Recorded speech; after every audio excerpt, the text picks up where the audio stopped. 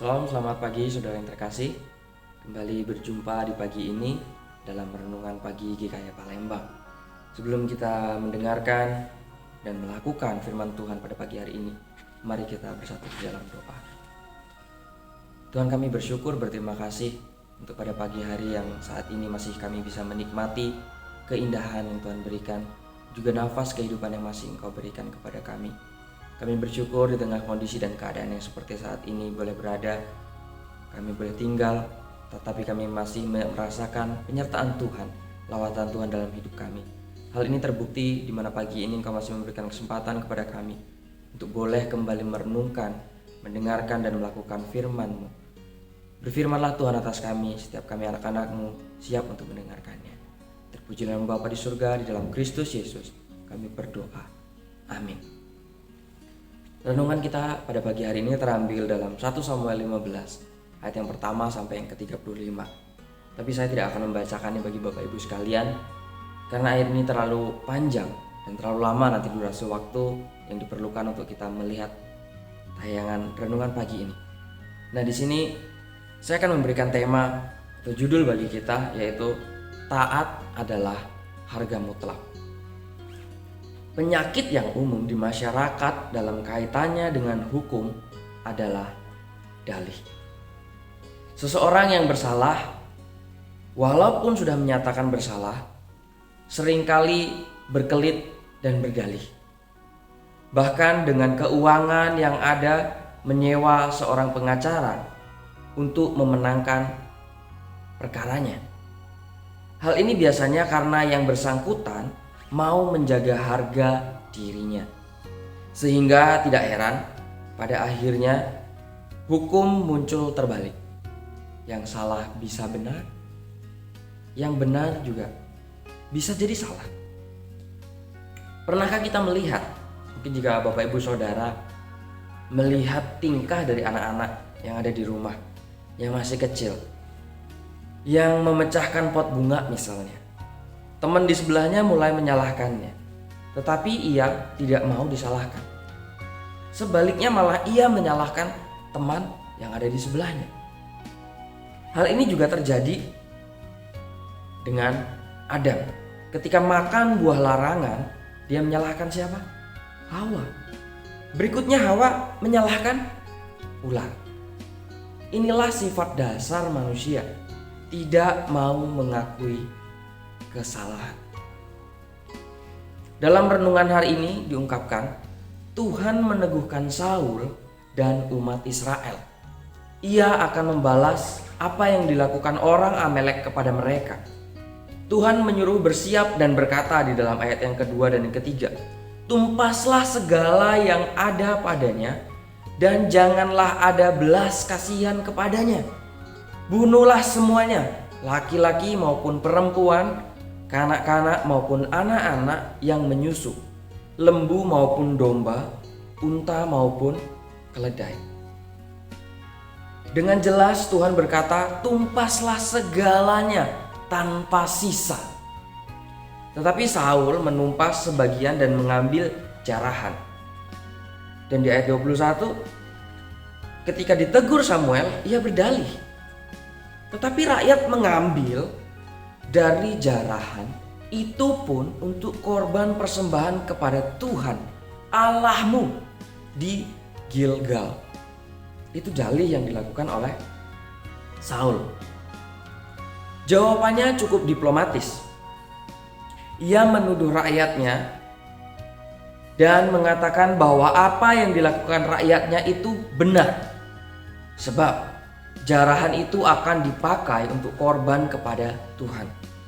Tetapi apapun dalihnya, Saul tetaplah salah. Sebab ia tidak melakukan perintah Allah. Sepertinya Saul mempersiapkan sesuatu yang rohani, tetapi sesungguhnya ia sedang merohanikan sesuatu yang tidak rohani. Kambing domba itu untuk kepentingannya sendiri, namun ia berdalih untuk Tuhan. Hal itu dilakukannya hanya untuk memuaskan keinginan nafsunya. Namun Tuhan tidak pernah berkompromi dengan dosa. Di dalam 1 Samuel 15 ayat yang ke-23b berkata, "Karena engkau telah menolak firman Tuhan, maka ia telah menolak engkau sebagai raja." Firman Tuhan ini sangat jelas, saudara. Percaya dan taat adalah dua hal yang tidak dapat dipisahkan dalam kehidupan kekristenan. Artinya demikian. Ketika kita percaya kepada Tuhan Yesus tentunya, artinya kita juga harus taat kepada setiap perintah-perintahnya. Karena tanpa ketaatan, tak seorang pun dapat menyenangkan hati Tuhan.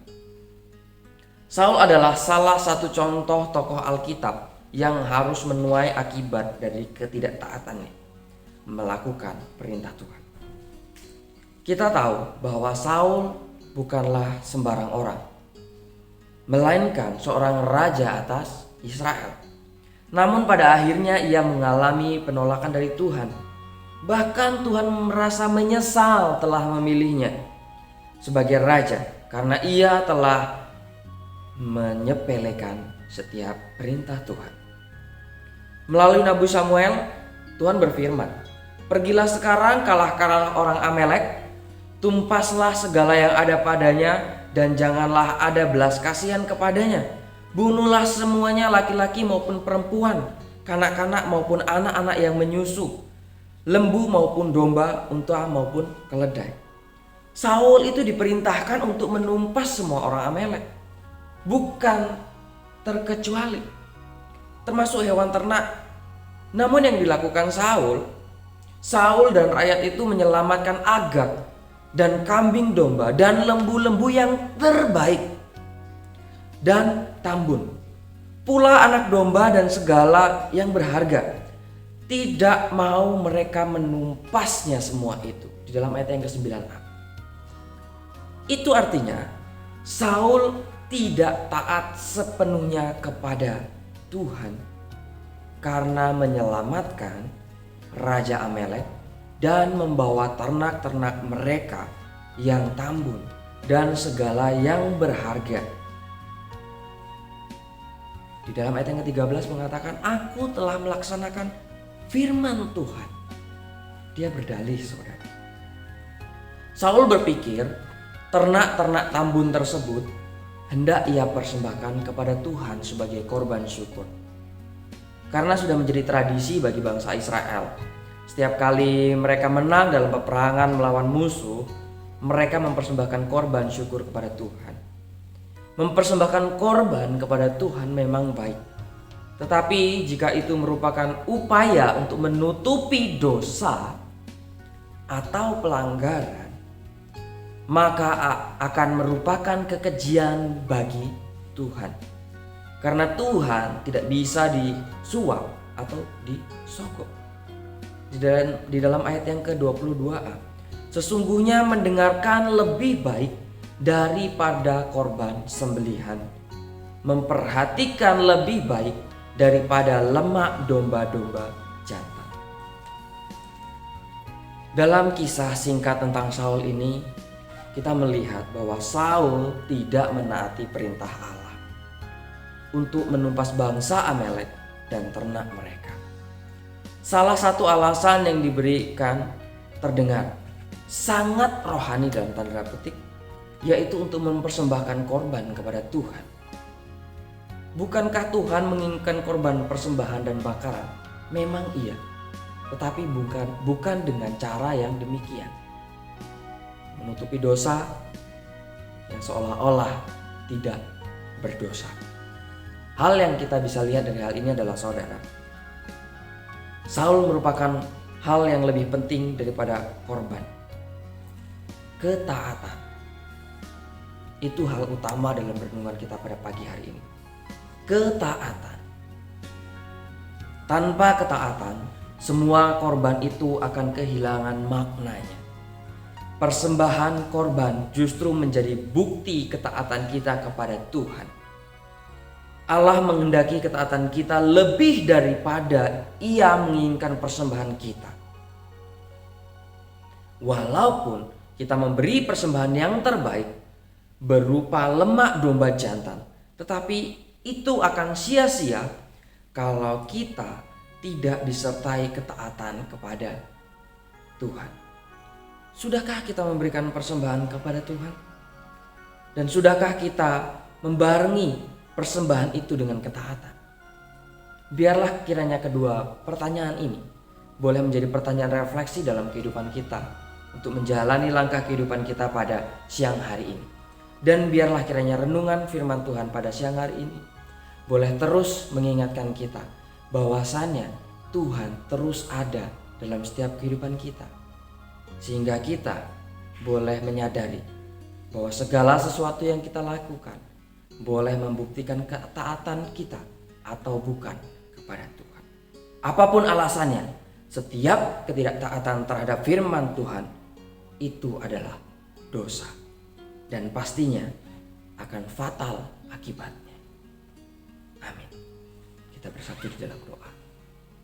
Tuhan, kami bersyukur berterima kasih bahwa pada pagi hari ini Engkau telah kembali mengingatkan kami bahwa sesungguhnya ketaatan kami itu lebih penting ketimbang persembahan yang harus kami berikan kepada Tuhan dengan cara yang salah. Biarlah kami terus belajar dalam kehidupan kami, Tuhan. Kami boleh memberikan setiap persembahan kami melalui seluruh ketaatan kami, sehingga persembahan yang kami berikan kepadamu itu boleh menjadi suatu persembahan yang sungguh berkenan di hadapan Tuhan, bukan menjadi suatu kepura-puraan di hadapan Tuhan. Dan biarlah firman Tuhan pada pagi hari ini boleh menyertai kami, menuntun langkah hidup kami, supaya kami terus boleh taat kepada Tuhan. Terpujilah Bapa di surga, di dalam Kristus Yesus kami berdoa dan bersyukur.